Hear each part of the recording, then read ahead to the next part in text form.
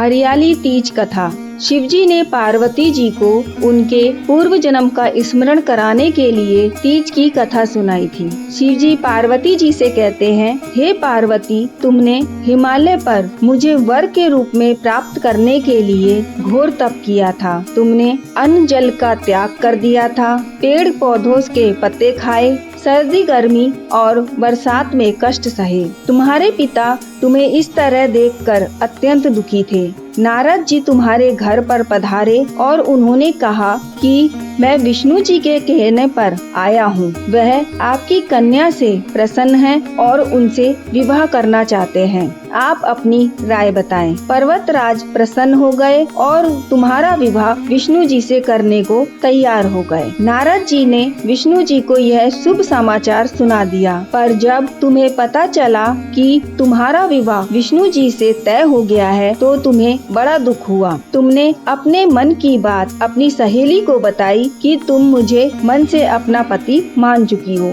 सहेली ने तुम्हें एक ऐसे घने वन में छुपा दिया जहाँ तुम्हारे पिता नहीं पहुँच सकते थे। वहाँ तुम तप करने लगी। तुम्हारे लुप्त होने से पिता परेशान हो गए और सोचने लगे कि यदि इस बीच विष्णु जी बारात लेकर आ गए तो वे क्या करेंगे। शिवजी ने आगे पार्वती जी से कहा, तुम्हारे पिता ने तुम्हारी खोज में धरती पाताल एक कर दिए, लेकिन तुम नहीं मिली। तुम गुफा में रेत से शिवलिंग बनाकर मेरी आराधना करने में लीन थी। प्रसन्न होकर मैंने मनोकामना पूरी करने का वचन दिया और तुमने मुझे वर के रूप में पाने का वरदान मुझसे ले लिया। तुम्हारे पिता तुम्हें खोजते हुए उस गुफा तक पहुंच गए जहां तुम तप कर रही थी। तुमने बताया कि तुमने अपना अधिकांश जीवन शिवजी को पति रूप में पाने के लिए तप करने में बिताया है। आज तप सफल रहा और शिवजी ने मेरा वरण कर लिया। मैं आपके साथ एक ही शर्त पर घर चलूंगी, यदि आप मेरा विवाह शिवजी से करने को राजी